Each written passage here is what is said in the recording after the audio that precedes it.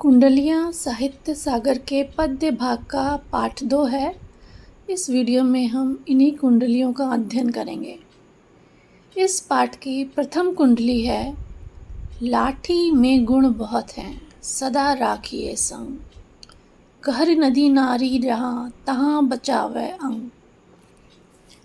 तहाँ बचावे अंग झपट कुत्ता कह मारै। दुश्मन दावा गीर होए तिन्हू को झारै।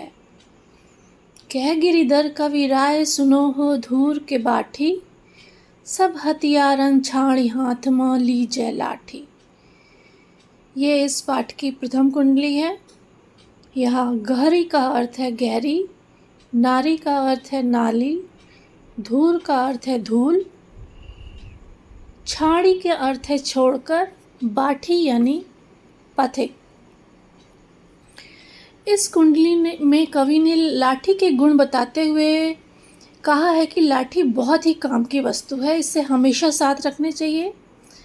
जैसे चलते समय रास्ते में कहीं गहरा आ जाए, गड्ढा आ जाए, तो लाठी से संतुलन बनाने का काम होता है।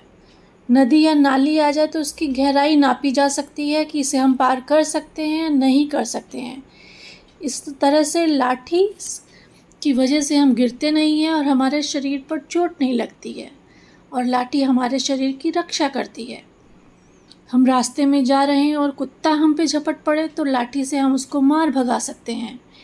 दुश्मन हमला कर दे या कोई हम पे अधिकार जमाना चाहे तो उन्हें भी पीट कर हम भगा सकते हैं।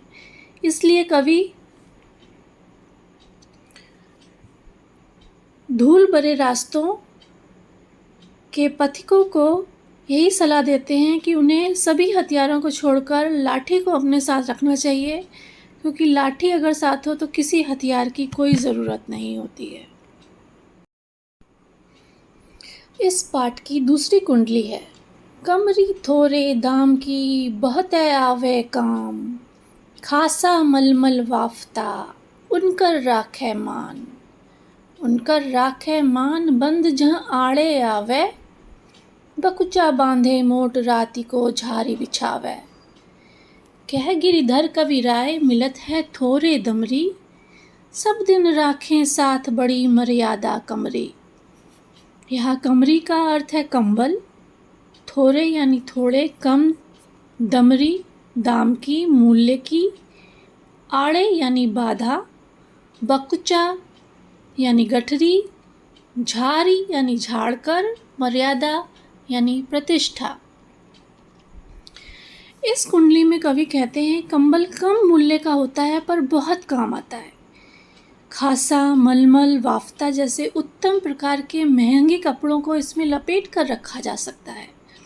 इस तरह कंबल इनकी सुरक्षा करता है, इनको हमेशा अच्छा बनाकर रखता है। इस तरह इनका महत्व बना रहता है।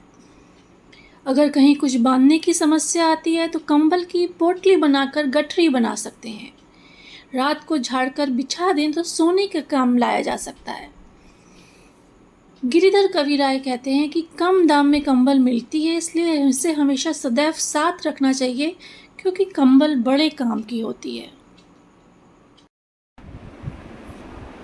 इस पाठ की तीसरी कुंडली है, गुण के गाहक सहस नर बिन गुण लहे न कोय। जैसे कागा कोकिला शब्द सुने सब कोय। शब्द सुने सब कोय कोकिला सबे सुहावन। दो को एक रंग काग सब भाई अबावन। कह गिरिधर कवि राय सुनो हो ठाकुर मन के। बिन गुण रहे न कोय सहस नर गाहक गुण के। यहाँ गुण का अर्थ है गुण, सहस यानी सहस्त्र, हजारों, कागा यानी कौआ, गाहक अर्थात ग्राहक, कोकिला यानी कोयल, सबे सबको, सुहावन अच्छा लगती है, दो दोनों, अपावन अपवित्र। इस कुंडली में कवि कहते हैं कि सभी लोग गुण का आदर करते हैं। यदि आप में गुण है तो सहस्र मनुष्य आपका आदर करेंगे। किसी वस्तु में गुण हो तो हजारों मनुष्य उसे लेना चाहेंगे, लेकिन वस्तु में गुण नहीं है तो उसे कोई भी नहीं लेना चाहेगा। किसी वस्तु में योग्यता नहीं है तो उसे कोई नहीं पूछता। उदाहरण के लिए कौवे और कोयल को ही ले लें। कौवे और कोयल की आवाज़ सभी सुनते हैं। कोयल की बोली मधुर होती है, इसलिए कोयल सभी को अच्छी लगती है। लेकिन दोनों एक जैसे होने पर भी, एक जैसा रंग होने पर भी कौवे को लोग कर्कश आवाज़ के कारण अशुभ मानते हैं।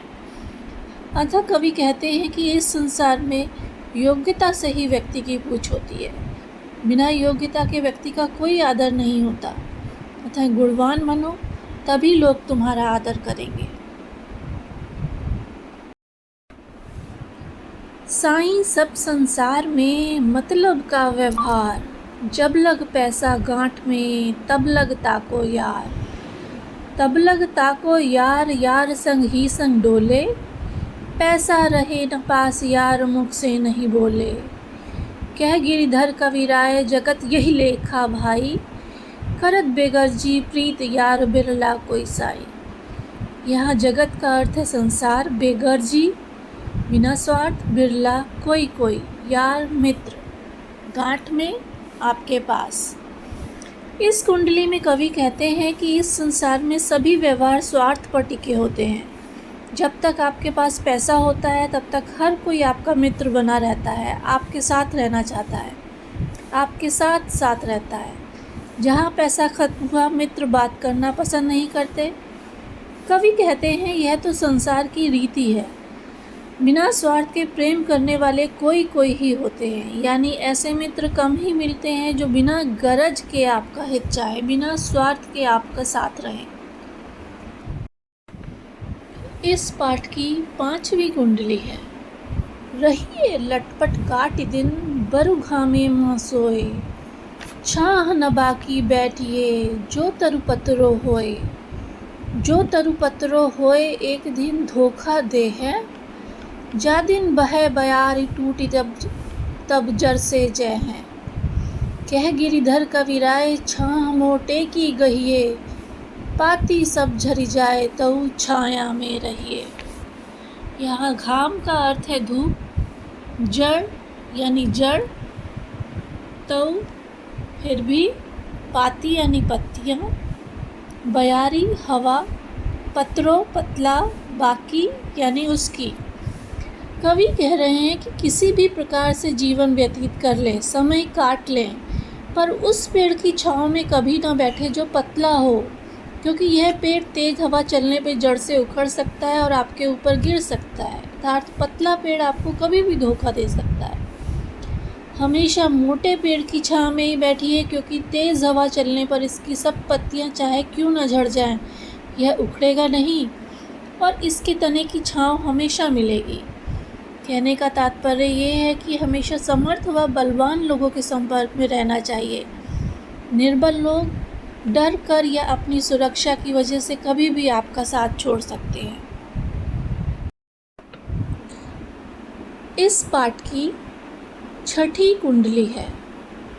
पानी बाढ़े नाव में, घर में बाढ़े दाम, दो हाथ उलीचिए यही सयानो काम। यही सयानो काम राम को सुमिरन कीजय, पर स्वार्थ के काज शीश आगे धर दीजय। कह गिरिधर कविराय बड़ेन के यही बानी, चलिए चाल सुचाल राखिए अपना पानी। यहाँ उलीचिए का अर्थ है बाहर निकालना, पानी यानी जल, मान यानी सम्मान, सुचाल यानी अच्छा चाल चलन, आचरण, तौर तरीके, शीश यानी सर, सुमिरन यानी याद करना, सयानो समझदारी वाला, पानी यानी सम्मान, वाणी यानी वाणी या कहना। इस कुंडली में कवि कहते हैं कि नाव में पानी भर जाए और घर में धन की बढ़त हो जाए, खूब पैसा आ जाए, तो उसे दोनों हाथों से बाहर निकालना चाहिए। यही बुद्धिमानी का काम है। नाव में पानी भर जाने पर उसे बाहर नहीं निकाला जाएगा तो नाव डूब जाएगी। घर में धन धान्य होने पर उसे परोपकार में लगाना ही बुद्धिमानी का कार्य है। दान करें और भगवान का स्मरण करें। कवि कहते हैं कि दूसरों का हित करने के लिए अपने सिर का बलिदान भी देना पड़े तो देना चाहिए। यही सभी बड़े बुजुर्गों का भी कहना है। अपना चाल चलन सही रखेंगे तभी आपका आदर सम्मान बना रहेगा। इस पाठ की 7वीं और आखिरी कुंडली है। राजा के दरबार में जाइए समया पाए, साईं तहाँ न बैठिए जहाँ को दे उठाए। जहाँ को दे उठाए बोल अनबोले रहिए, हंसिए नहीं हहाए बात पूछे ते कहिए। कह गिरिधर कविराय समेसों कीजे काजा, अति आतुर नहीं होए बहुरी अनखें है राजा। अनखें है नाराज़ होना, अनबोल यानी चुप बिना बोले रहना, हाय ठहाका मार के हंसना। इस कुंडली में कवि समझा रहे हैं कि राजा के दरबार में किस तरह का व्यवहार करना चाहिए। उनका कहना है कि राजा के दरबार में अवसर आने पर या समय लेकर ही जाना चाहिए और अपने स्तर के अनुसार बैठना चाहिए। यह नहीं कि कहीं भी बैठ गए, ऐसा होगा तो कोई आपको उठा भी सकता है और तब आपका अपमान होगा। वहाँ पर ज़्यादा बोलना नहीं चाहिए, चुप रहना चाहिए, ना ही ज़ोर से ठहाका मार के हंसना चाहिए। जब कोई बात पूछी जाए तभी बोलना चाहिए। कवि कहते हैं यहाँ समय पर काम करना चाहिए और धैर्य बनाए रखना चाहिए। जल्दबाजी करने से हो सकता है राजा क्रोधित हो जाए या झुंझला जाए।